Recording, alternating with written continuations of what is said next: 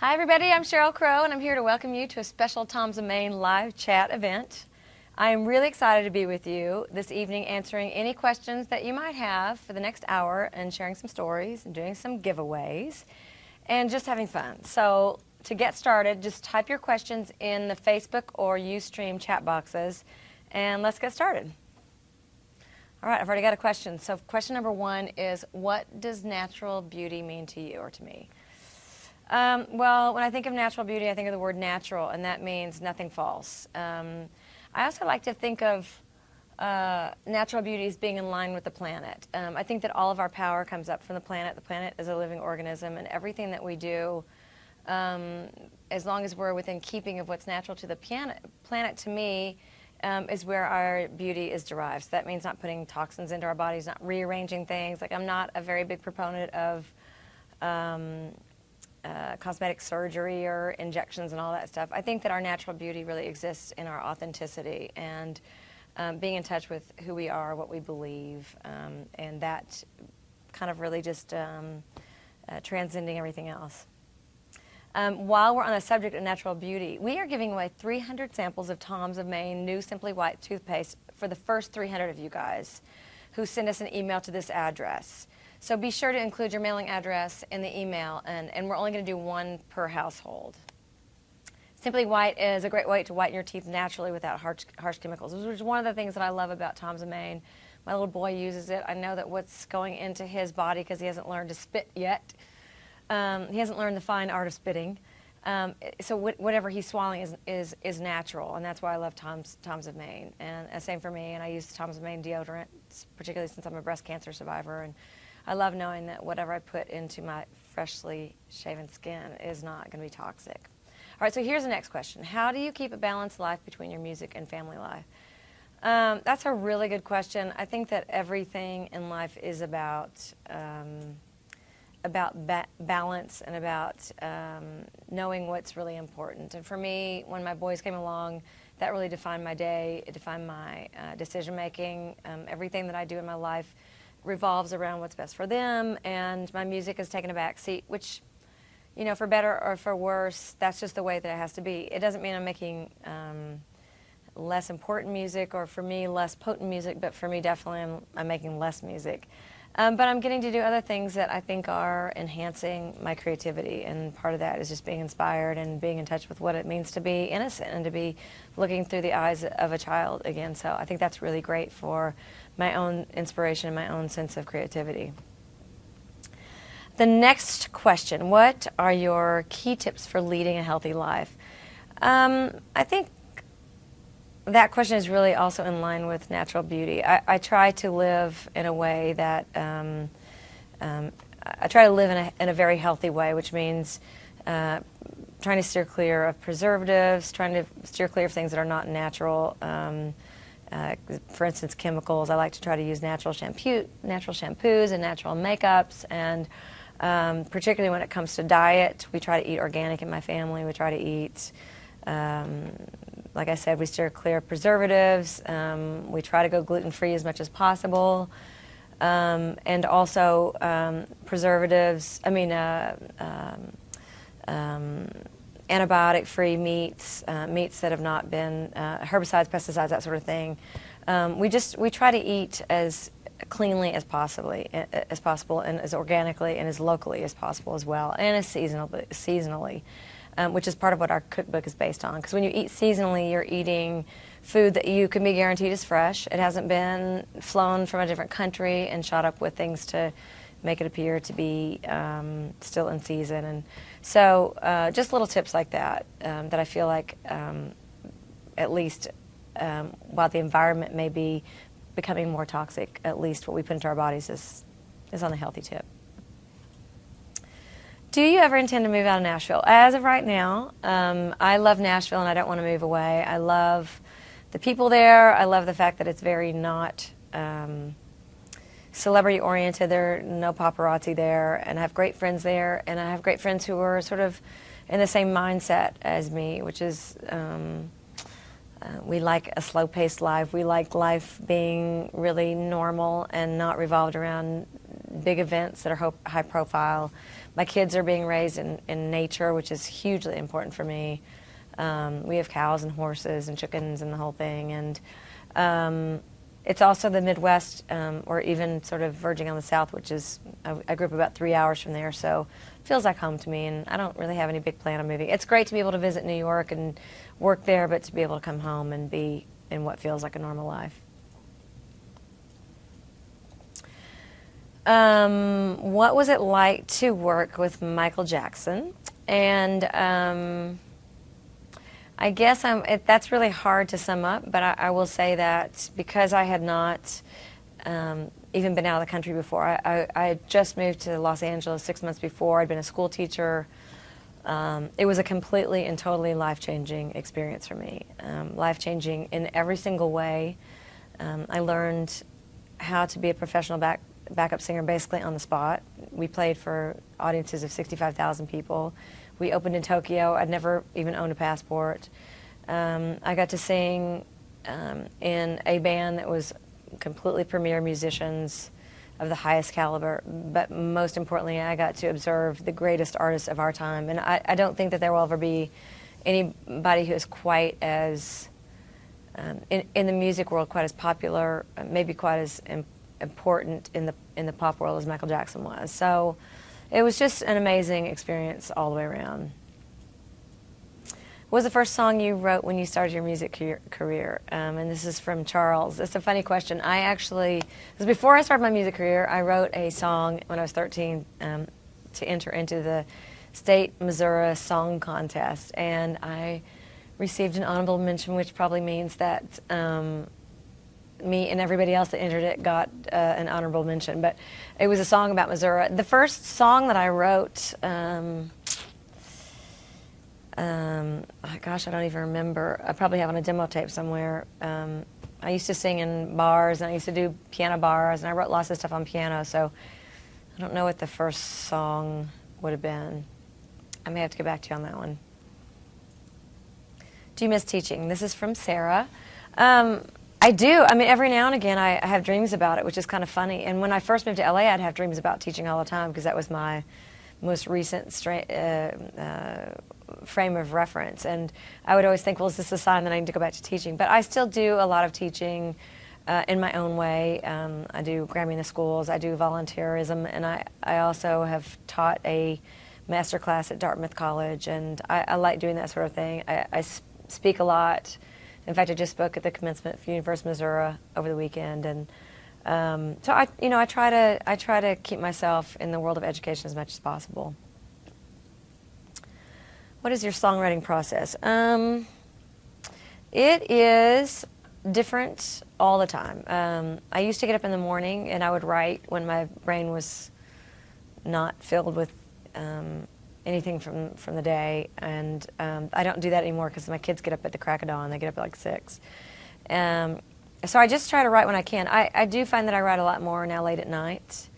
I write while they're napping. I just try to grab it when I can. I don't feel like I have to be in the throes of angst to write. Inspiration is a luxury, and I feel like it's something I can tap into if I am conscious about getting out of my own intellect. And if I sit down and just really try to tap into something that has been on my heart, I can generally find my way through at least part of a lyric. So, and that's kind of where all the songs come from, are the lyrics first. What are some tips you give people with dreams of becoming a singer? Christian is who's asked me that. Christian, I would say to enter American Idol first. No, I'm kidding about that. That wasn't around when I got started, but it is a huge, obviously, a great way to get started. But I would say as a songwriter, you just really have to love what you do, and that may sound really corny, but songwriting for me is a really lonely experience. You know, you have to really tap into your own solitude and tap into your kind of your subconscious, and I would say that a couple of things. Be really diligent, try to write every day, and also listen to songwriters. You don't have to listen to everybody, but try to listen to the greats. I mean, the first person I would say to start with is Bob Dylan. Listen to Leonard Cohen. Read great writers. Read Steinbeck. Read Mark Twain. Read Hemingway. I mean, read whoever it is that inspires you. I get stuff from magazines. I get stuff from the New York Times Book Review. I'll find lines that I feel like are inspiring. Like "God Bless This Mess" came from the finance part of the New York Times one Sunday morning. So you never know where you're going to find inspiration. And keep a notebook on you all the time, and just try to see yourself as a songwriter, try to see yourself as a writer, and just be diligent about trying to write something down every day. My favorite vacation spot, well, that's really hard. I've been really lucky, and I've gotten to go a lot of different places, but I would say that Cabo San Lucas, I've been going there for 20 years, and I love the people down there. I love the Latin spirit. I love the fact that even though there are a lot of hotels, it's relatively unchanged when you get into the villages. I mean, I don't know how it is now, because I know that Mexico is having its own problems with drug wars, but I do love going down there. Gone down there for a long time. What songs have you written that are most meaningful to you? And that's from Sasha. Well, there are songs that no one would ever, if they weren't a big fan, would ever know about. And those are songs that are deep into albums, like The Weather Channel and River Wide. And River Wide was inspired by a Walt Whitman poem called Amongst Leaves of Grass. The poem is called Amongst the Multitude. My favorite mistake is one of my favorite songs, and I just enjoy playing that song, and it has a lot of meaning for me. The Detours record as a whole, a lot of the songs on that record are songs that I love because of the time that I wrote them, after having had breast cancer and after having gone through some real life-changing events, and the opportunity that I felt I had to write about what was happening in this country, what was happening in the world as far as our consciousness about the environment and about our president. And for me, that was the real songwriter's record. So I listen to that record. I feel really proud of that record. Any particular artist you would like to work with? And that's from Ronald. Gosh, there's so many great young artists coming up through the pop world, the rock world, and even the country world. I love Black Keys. I love, who else? Country-wise, I love Dolly Parton, even though she's not a new artist. I'd love to work with her. I'd love to work with Merle Haggard. He hasn't done anything in a long time, but I think he's just the quintessential American storyteller. Gosh, who else? I'm blanking. I'm going to think on that. 100 miles from Memphis refers to where? And that's from Ashley. Well, I grew up, Ashley, 106 miles from Memphis. I grew up in a small town called Kennett in the Boot Hill of Missouri. And Memphis was the big city. And the radio stations that we grew up listening to came out of Memphis, WMPS. In fact, Rick Dees, who has a national radio show and has for years, was the local radio jock there. And he came and played at my senior prom right before he released Disco Duck. Aging myself there. But yeah, I grew up listening to music that came out of Memphis, and grew up very near there. Did you ever get nervous before a performance? Do I ever get? Oh, yeah, I definitely get nervous before some performances. For instance, when I have to perform on a big, like a TV show that's live, like a Saturday Night Live, or an award show like the Grammys or the CMAs, the Country Music Awards. Those are always very nerve-wracking, particularly because you look out in the audience and it's all people you know, it's all celebrities, it's all artists who you've admired forever and ever. So it's very nerve-wracking. How do you keep your kids entertained on tour? Well, funny you should ask that. I just went to the bike store and bought some cruisers and a trailer. It's gotten really beautiful in the last few days. We're in Boise now, and the last couple of days have been warm and gorgeous, and just being outside is huge. And we generally start off the day with an activity like going to a local children's museum, or going to a museum, or going to a zoo or an aquarium, or a kids activity center, or even the park. And then we try to keep the schedule as regular, as normal as possible. So we'll do something in the morning, and then lunch, and then naps, and then sound check, and so on and so forth. But mornings are all about the activity. What is your favorite song to sing on stage? And that's from Terry. Terry. Well, I don't know. It kind of varies. It depends. Right now I'm loving singing Difficult Kind just because we haven't sung it in years. I'm loving singing Sweet Rosalind just because we haven't done that one in years. I love doing the stuff from the last record because it's very positive feeling. It's very jam-oriented, and the band that I have is just so free-form and spontaneous, so I love singing that stuff. What was your big break? My big break, I actually think my big break was the Jackson tour. I moved to LA after I quit teaching, and I'd lived there about 6 months and was starting to get some work as a backup singer, doing jingles and doing some record stuff. And I overheard some singers talking about the Michael Jackson tour. The Michael Jackson audition for the Bad tour. And I found out where it was, and I crashed the audition, and I wound up getting it. So that was a huge coup and a real life changer and career changer. Even though when I came home, nothing happened for 3 or 4 years. I went back to being anonymous and to waiting tables and trying to get backup work. And then eventually I got a record deal. My most embarrassing moment, and that is from Jessica. Well, I have to say my first and maybe my most embarrassing moment was opening night with Michael in Tokyo. We went out on stage, and the show was very choreographed, and my dress split right up the back, and Michael thought it was hilarious and was just like laughing every time I'd turn around and my dress was split, like up the back. He would laugh. He was quite a practical joker. And then the second, probably the next embarrassing moment was the second leg of the tour. We were in Europe, in Rome, and I got some kind of parasite and was broken out in hives. And so our opening show, I looked like a cartoon character from a children's book, but the show must go on. So, will you go on tour with Kid Rock? And that's from Debbie. And yes, we are actually going on tour with Bobby July 2nd, and we'll be out from July 2nd to sometime in September. So make sure and come out and see us. We're the special guests on Kid Rock's tour this summer.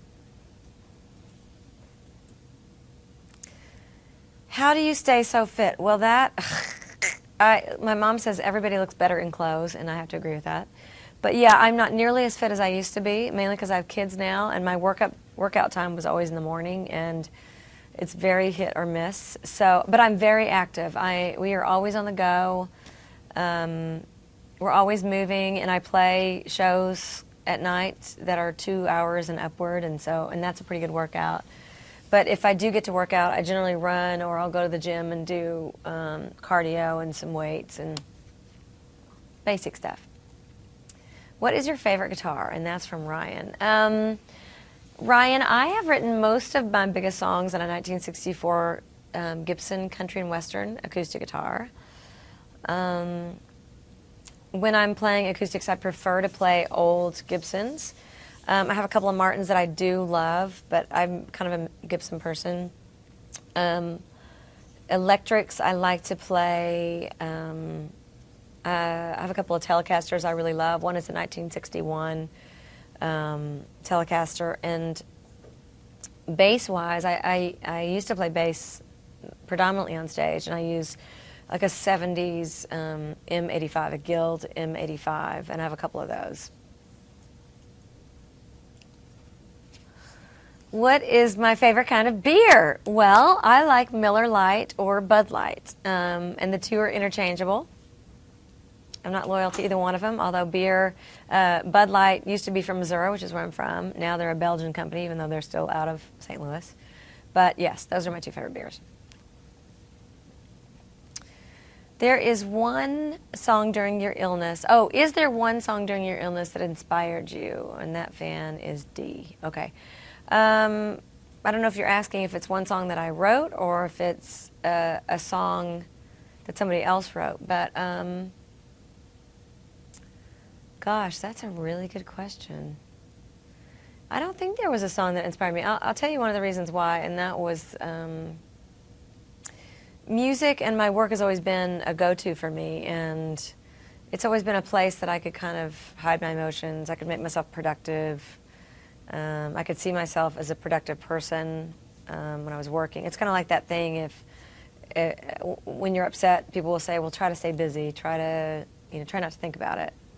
And so that's what I would do. I would stay busy working and writing and crafting. And when I was going through my illness, I really made the conscious decision not to write at all. I mean, I would write in my journal, but I wasn't listening to music, and I wasn't, I would listen to like classical music like Chopin, and I listened to Madame Butterfly and stuff while I was getting my radiation. They would like blast really dramatic music, and it would just transport me away from the experience, which was kind of nice.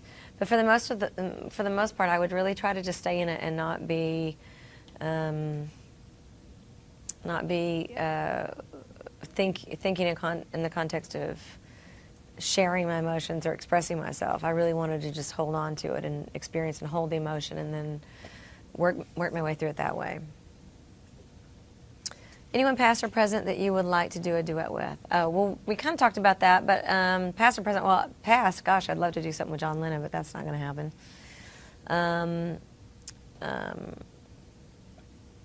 I'd love to sing with the Carter Family. That's not going to happen. I did get the opportunity to work with Johnny Cash before he passed. I didn't get to sing with him, but he recorded a song of mine called Redemption Day, and that was a giant thrill. Duet-wise now, I am a big fan of John Legend. Of course, in the country world, like I said, I'd love to work with Merle Haggard. I love working with Willie Nelson. I've gotten to play with so many people that I love, from Bob Dylan to the Rolling Stones to Eric Clapton, to Kid Rock. There are just so many, Emmylou Harris, Stevie Nicks. There's so many great people I've gotten to work with. It's kind of hard for me to even think of people. What is your favorite concert venue? I love playing the Red Rocks, which is outside of Denver. And it's just this amazing place that is...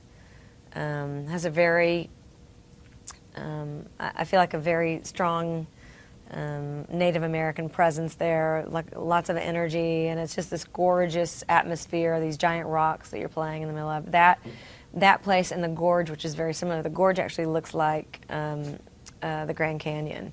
And the backdrop is just this giant canyon that's just, it's so beautiful, and when it's lit up with your lights, I think there's no better backdrop than nature. So, what charities do you hold close to your heart? And that's from Cassandra. Well, I do. I try to. It's kind of futile, but I try to limit myself to working in the area of environment and cancer, because I have a direct relationship to those two causes of concern, and I feel like if you show up for every single thing, then it kind of, in a certain way, undermines your credibility and undermines the credibility of the event. But I do a lot of work in areas that a lot of people are not as visible. For instance, I do a lot of work on behalf of the children's home that exists in southern Missouri, in my hometown. I do a lot of work for the Educational Foundation down there, which are primarily just from where I'm from. I work with the BCRF. I also work with, which is the Breast Cancer Research Foundation, and I also work with the Natural Resources Defense Council, and that is an environmental foundation or organization that is constantly in defense of the environment, basically as if the environment was a person who needed a great attorney. They're constantly doing research and raising money to protect some of our greatest resources, or all of our greatest resources, and I'm all about that, because I feel like the environment is the great mothership of which all things are derived from. Our health, you know, as the earth warms, diseases that have been out of the picture for years and years, like cholera and malaria, we're going to start seeing those diseases surface in our own country. And so while we're working on finding a cure for cancer, I feel like the environment is probably the mothership, where the environment is so heavily prevalent in our well-being. What is Wyatt and Levi's favorite song of yours? They like Lady Gaga. I don't know. I mean, you know, we don't sing my songs for the most part. They'll hear, like at the beginning of the Cars movie, they'll hear "Real Gone," and Wyatt will always, "Oh, there's Mommy," or "Soak of the Sun," or "All I Want to Do." You know, the big hits that they hear on the radio, they'll say, "Oh, there's Mommy." Levi just dances to everything, and it looks a little like this. So he doesn't care anything about my music. What is your favorite book? Oh, God, that's so hard. There's so many books I love. I mean, I grew up in a family where everybody read books. My parents passed books back and forth all the time. They still do. I always say that that's the key to their longevity of 56 years of marriage, 55 years of marriage. Well, I mean, some of the great books that have left a mark on me were To Kill a Mockingbird. I loved Tender as the Night, F. Scott Fitzgerald. I love Movable Feast, Somerset Maugham. I love Sophie's Choice, which was by William Styron. I loved, Pudd'nhead Wilson by Mark Twain when I was growing up. I mean, there's so many books that left an impression on me. The Good Earth by Pearl S. Buck. I just recently read The Help. I read Water for Elephants. Both great books. Tibetan Book of Living and Dying was an important book for me. That's a few of them. Will you ever play the drums on stage? From Janet. No, I will never play the drums on stage. I'm very mad at myself because I would love to be able to play drums, and for some reason I suck. I'm terrible at it. So, no, that's probably never going to happen. What instruments can you play? I grew up studying piano, got my degree in classical piano, taught myself how to play guitar, acoustic, and then electric. Bass came next, harmonica, accordion. I mean, a lot of instruments I play, I've started playing because of the necessity of playing them. When the Unplugged series with MTV came along, you know, you couldn't play keyboard, so I learned how to play the accordion. And what else do I play? I play a tiny bit of pedal steel, and I'm not very good at it. What else? Hammond, B3. What are your kids' favorite books? Right now, my son really loves Mars Needs Moms, and it's about how Martians don't have moms. And this little boy is, he just doesn't, he's always in trouble, and so he thinks, he can't figure out what's special about moms because they're always making you eat carrots and broccoli and putting you in timeout. And so you don't know whether he's dreamt it or if it really happens, but the Martians come down and steal his mom, and he jumps on the spaceship, and he goes up there, and he realizes that they've kidnapped his mom because they want a great mom. Anyway, it's a very sweet book. He loves that book. Would you judge on American Idol? I would probably judge on American Idol now. I've kind of changed my way of thinking about it. I have to say, though, I think that Jennifer Lopez and Steven Tyler, and of course Randy, they're great. I love watching them. They don't need me, but it was fun to mentor. It was fun.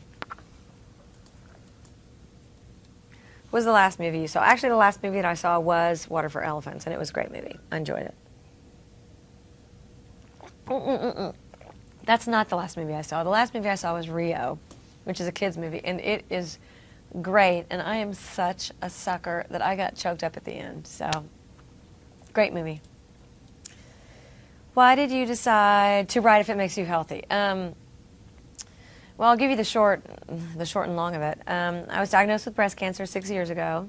I decided that I wanted to have a very proactive involvement in my staying well, in my cancer not coming back. And I learned a lot through a nutritionist about how to fortify the immune system, how to eat in a way that's disease preventing. And there are so many things to know that we actually already are doing that I think a lot of people don't know, like the fact that cinnamon is very, very anti-cancer, has cancer defense properties, as does turmeric, as does, turmeric, cumin. Foods that are high in omegas are extremely important for wellness. Foods that are bright and colorful. Whenever you have the opportunity to eat a purple cabbage over a white cabbage, you're going to have many more nutrients, antioxidants in the colorful vegetables. So what happened was I got ready to go on the road. I wanted to continue to eat healthy. I hired Chuck White, who's a great chef from Nashville. And we just had this budding food romance. He cooked for us on the road. I made my Detours record. He cooked for us during the making of the record. He knew so much about how to eat in a healthy way, but how it still be wonderfully tasty, that I asked him if we could do a cookbook together so that we could share the information that I had learned and that he already knew, and even just tips along the way. And he was amenable to that. So we had St. Martin's Press publish our book, and it's basically a book of great recipes, all different levels, for people who can't cook to people who are great cooks. But more than that, it's really kind of an information and kind of an instruction book, really. It's just got all kinds of information in it. Great little anecdotes, great substitutions, great handbook for how to eat healthy, how to cook healthy. Okay, everyone. Okay, everybody. Now it's time for If It Makes You Healthy, the cookbook giveaway. I am giving away 30 copies of my new cookbook right now. So all you need to do is send us an email and make sure that you provide us with your mailing address. And we're only going to send one per household. So I know you will love it. I was not a great cook, and I don't think that's my line of work. But I love cooking from the cookbook. I made the miso sea bass recently, and it's just so great, and my kids love it.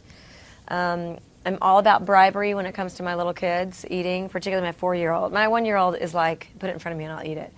But my 4-year-old, when he could learn to say no, that's when he decided he would become a picky eater. So I'm all about bribery, and there is great food in there, great desserts in there that are totally healthy. You can even substitute them as vegan, gluten-free, like the chocolate mousse, which is basically just cocoa, which is super high in antioxidant, avocado, and a little bit of agave. And that's all. And it is the best stuff. So if you'll try this, Wyatt, you can have some of this.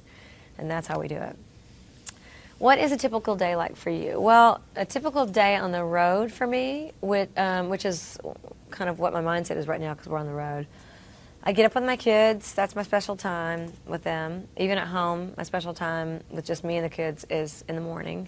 So if it's 5 o'clock, if it's 6 o'clock, if it's 7 o'clock, it's me and the kids. We eat breakfast together. We, kind of just putter around the house. If we're on the road, we eat on the bus, basically, because we're driving, or we wake up on the bus.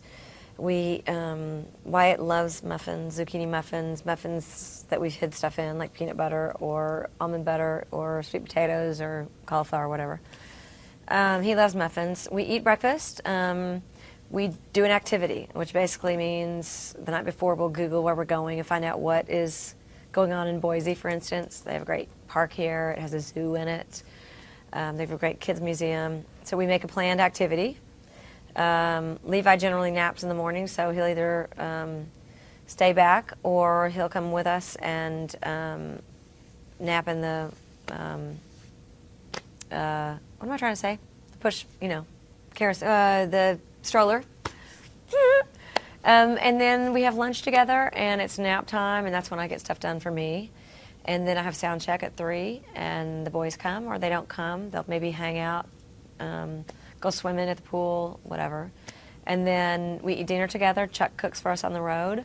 And then it's books and tuck in on the bus. And then I go to work.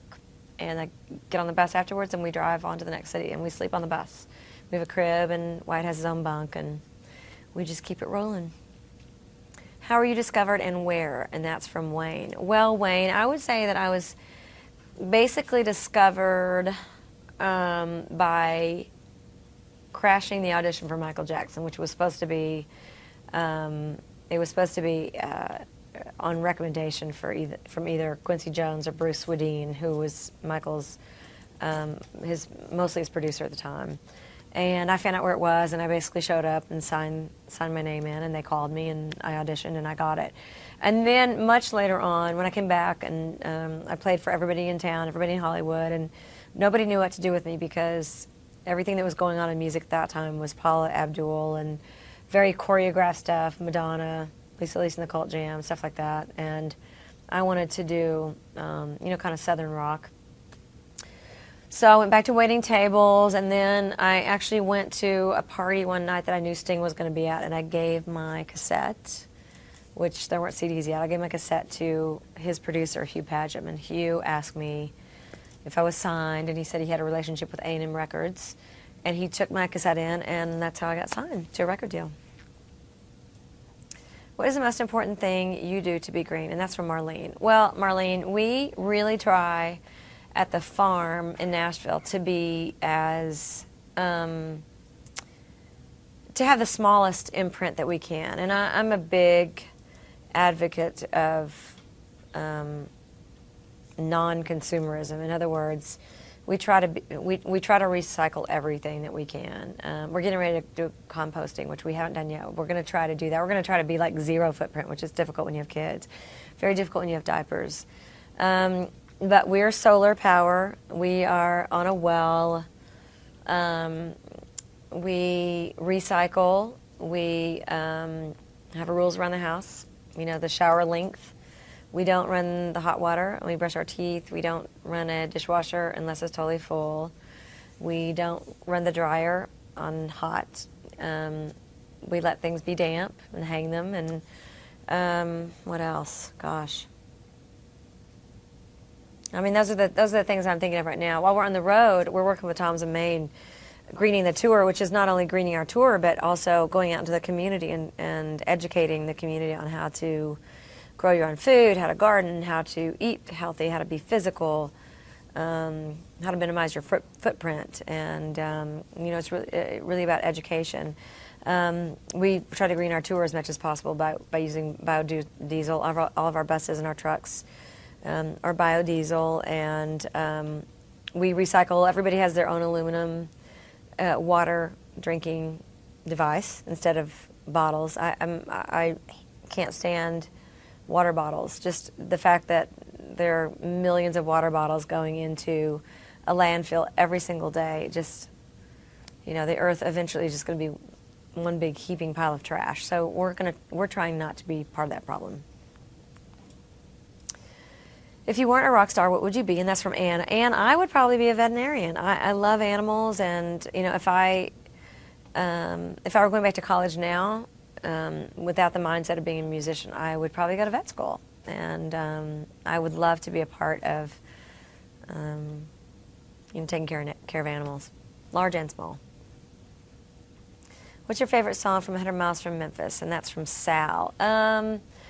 I think my favorite song, well, gosh, sadly, it's a song I didn't write. It's a song called Sideways by Citizen Cope, and I love the song so much, and I love singing it live, and just really love what Clarence Greenwood does. So please go out and check out Citizen Cope. He just writes great music. How many hours of sleep do you get every night? Well, I wish I got more, but with my kids getting up at 6, and if I go to bed, at 11, I'm doing great if I stay awake till 11 because it's with kids. Levi still takes a bottle, and sometimes he'll wake up, at 3 in the morning, or sometimes he'll sleep through till 5 or 6 in the morning, and then he'll go back to sleep. So it kind of depends. I'm going to say 6 hours if I'm lucky. How do you avoid the paparazzi? We avoid the paparazzi by not living in Los Angeles or New York. Paparazzi just does not. I guess I don't know why they don't exist in Nashville. I don't know if they just don't. I don't know. It's weird. There are a lot of high-profile people who live in Nashville, and yet they don't come down there, which is just great. It's wonderful. And we know when we go to New York and when we go to L.A., I just know there are certain places that if I go there, there's going to be paparazzi. So I try to steer clear of those places. If it's an event, then I'm prepared. If I'm taking my kids out for a hike, it is a bit of a...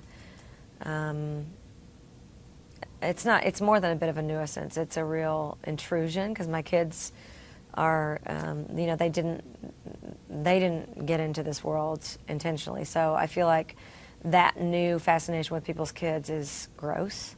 And I'm always encouraging people, to try to steer clear of tabloids that feature pictures of kids. The one thing about European tabloids, they may be mean, but they always blot out kids' faces, and I think that's very respectful.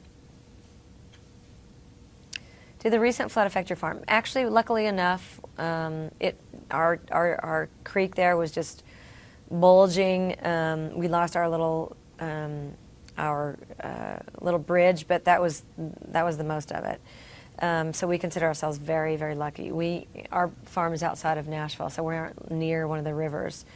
But we saw the damage done, and we had a lot of friends who lost a lot of things, and so and we're still continuing to get hit pretty hard down there. So we keep everybody in our prayers and continue. In fact, we're getting ready to go to Alabama and do a flood relief or a tornado relief benefit sometime in I think maybe June or July. So watch for that.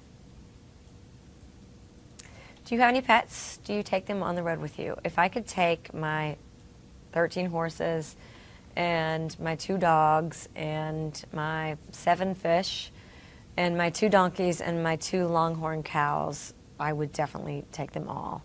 But we can't really do that. And we actually used to take the 2 dogs. We most recently lost my old companion Rex to heart failure, but we have a new puppy named Sam. But we used to bring the dogs, but there's just too much dog hair to have little boys crawling around still. So, did you enjoy working with the cast of 30 Rock? Any good stories? I love that show and love doing it. It was so much fun. Funny stories, yeah. I mean, it was completely and totally surreal to reenact We Are the World and have Cyndi Lauper like right to my left. And Michael McDonald. It just was just really, really funny. Loved working with Alec Baldwin. He just cracks me up. He's not that character, but there are aspects of him that are that character. So it was really, really fun. What is the one thing that you procrastinate on? And that's from Sam. Wow, I procrastinate on a lot of things. I mean, gosh, I mean, if I have to fill out paperwork for something, if I have to do email questions, I will totally procrastinate on it. If I have to approve things, I'm just really bad about it. I'll do 5,000 things. I'll clean my entire house before I'll sit down and do what I'm supposed to be doing. Other things when it comes to songwriting and stuff, I'm pretty good about it. I try to finish, everything in a timely fashion. Don't always get the job done, but I do the best I can.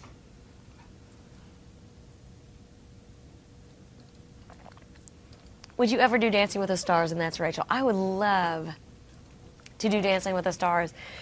And I think I might be pretty good, although I'm extremely not limber. But I just don't know how you have a credible music career after that. So I don't think I'm going to do it. But I would love to do it because, for one thing, I would love to be that fit, doing something that was completely different than what I do already.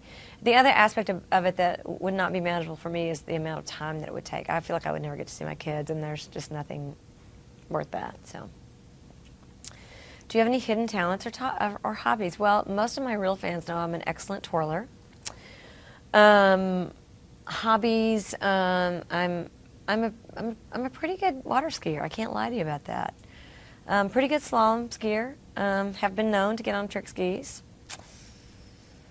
My brother barefoots, and I have not done that yet, but I'm one step away from it. What other hobbies do I have? Chris, what hobbies do I have? I'm a mom. My hobby as a mom is I'm getting better with that. I love to go junking. That's what we call it when I was growing up. But I love to go to antique stores and collect weird things. Do you like to perform at festivals? I love to perform at festivals. I like to perform at all different kinds of venues because it keeps things interesting.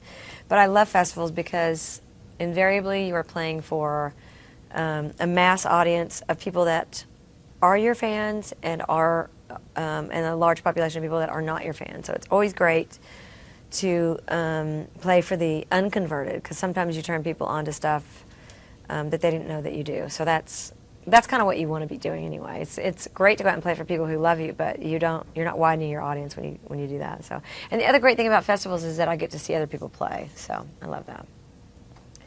Who do you think will win American Idol? Oh, I'm gutted that James isn't on there still, but I don't know. I mean, I know that Haley's behind, but I kind of root for her. I love the timbre of her voice. I love Scotty. I think Scotty's going to have a career whether he wins or not. I mean, he's great. So, and Lauren's great too. Lauren is so young that I think she's going to have a career anyway. So I'm rooting for Haley a little bit. What is your favorite music video you ever filmed? Well, my favorite one that I filmed, just on the enjoyment tip, was Steve McQueen, because I got to ride a dirt bike. I got to ride with a stunt guy when jumping over in a Shelby Mustang. I got to meet Steve McQueen's son and his widow. What else? That was just a really, really fun video to make. Soak of the Sun was fun because I got to learn how to surf.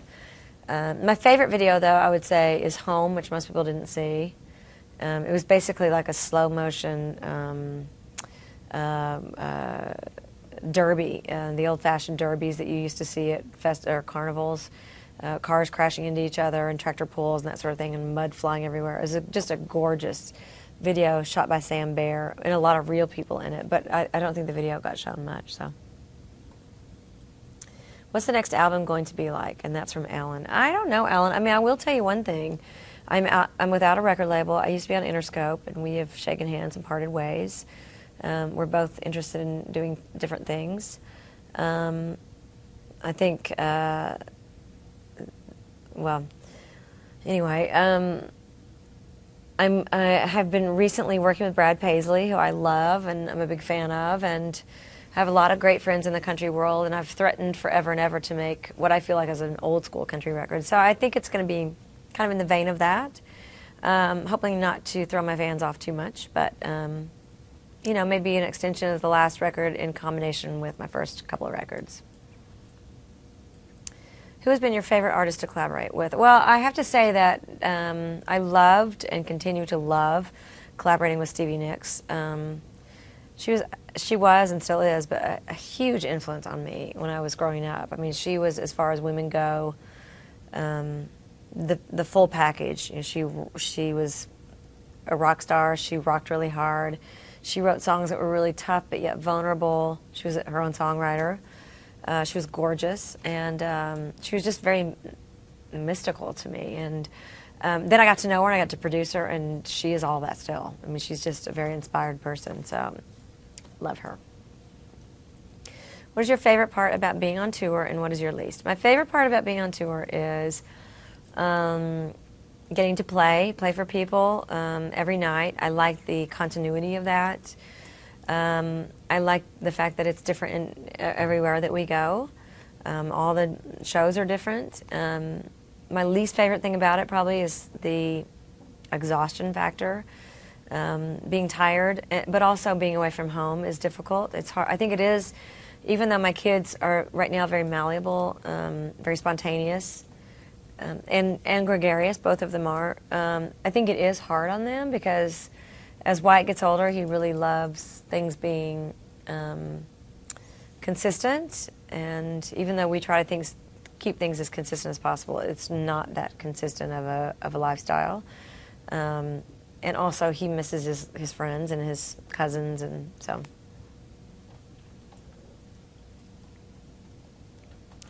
Did the Mustangs survive the jump scene? That's from Mike. Yes, but I will tell you one thing. The Mustang that they had in that was tricked out. So it was one that had been put together, basically. It wasn't one that was a collectible. They did have the old Steve McQueen Shelby there, and actually they had one for, let me think. I guess Steve McQueen, they had the little Porsche too from Bullitt. And I got to meet Dale Earnhardt Jr. on that video, so that was another reason that I just loved it. It's just really cool video, really fun. What's the best advice your mother gave you about being a mom? And that's from Brandy. Gosh, a couple of things actually. One is consistency, just being consistent. Is super important, because I think kids, they want to know where the barriers are. It's not. It'd be great to think that you are going to be best friends with your kids, that you're going to be playmates and all that stuff, but it's not realistic, and it's not good for their. I think for their stability, they want to know where the boundaries are. That's why sometimes, they go out of their way to push the boundaries, to push the limits, and to be, to be challenging, because they want you to show them where the parameters are, and there's safety in that for them. And I think one of the things that my mom always said to me too is, she's like, it's going to hurt you a lot more than it's going to hurt them. So like when I would get upset about putting him in timeout or being very stern with Wyatt as he was going through the terrible twos and challenging threes, she would say those things are not going to be memorable for him. What's memorable for him is going to be the feeling of safety, and I do think there's a lot of truth to that. When did you first learn to play the guitar and the piano? The piano I started when I was 6 years old. I was in first grade, and at the end of my first grade year. Yeah, 6 years old, and I studied it all the way through college. And the guitar I didn't actually start playing until I was in my 20s. I just decided that the music that I was writing on the piano was too. I don't know. I was just tired of it. I was tired of writing stuff that sounded, although I love Elton John, I love James Taylor, I love Carole King, I wanted to rock out a little bit more, and I felt like I needed to learn how to play guitar to be able to write something that was based in the rhythm guitar world.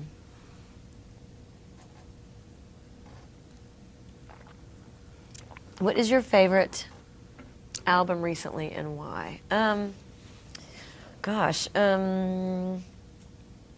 Well, I really am loving the Black Keys' new record. I really like that record a lot. I'm lucky because I have a tour manager that turns me on to new music all the time. He'll send me playlists and stuff, and that's probably the record I'm listening to most right now. I'm also listening to Emmylou's new record, which I like a lot.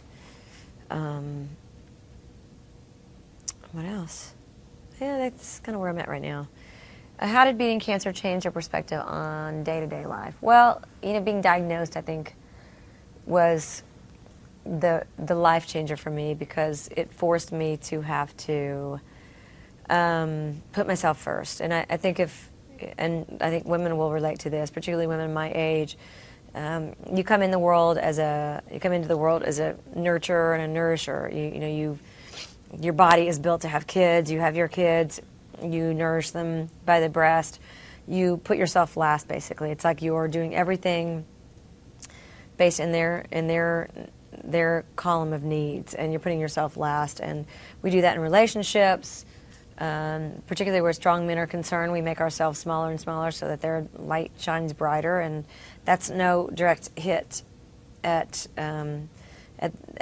men in general. It's sort of just the way that we come in, and I think sometimes we have to learn how to set up boundaries for ourselves. We have to learn how to put on our oxygen mask before we put on anybody else's, just like they say on the airplane. And that experience really made me realize that the only person that could help me to get well was me. The only person that could go through my own healing process was me. I had to do it by myself. I had to learn how to say no to people. I couldn't take care of everybody. I couldn't make everybody feel okay about the experience. When you get diagnosed, your whole network of people gets diagnosed, your family, your friends, everybody wants to try to fix it for you.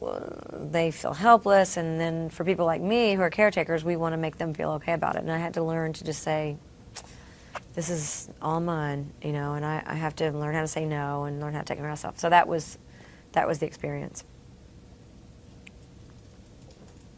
What was Tuesday Night Music Club tour like? Oh, that tour was so much fun, and it was a very long tour. For instance, I started out I went back to St. Louis after making the record. I put a band together from people in St. Louis. Over the course of touring that record for 3 years, the musician lineup changed a couple of different times. We toured for probably a year and a half before we ever had a hit, because that's what you did.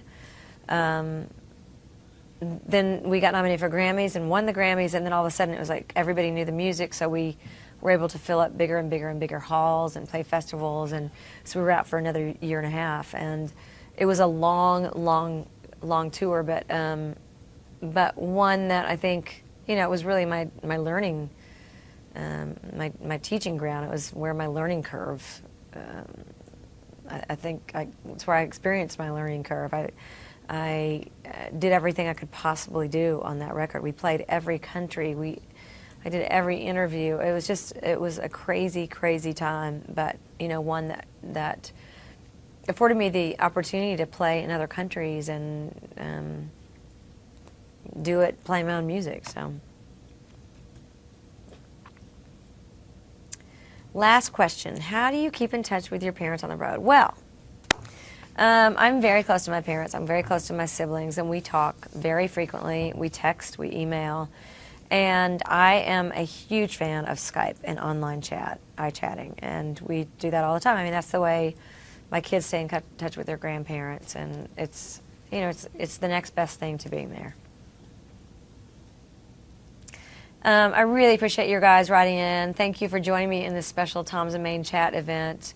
It was a lot of fun. I thank all of you guys for the great questions, and I hope to see you guys on our upcoming concert dates, and definitely come check us out when we're out with Kid Rock, and we will continue our special events to bring back natural beauty. So good night, you guys.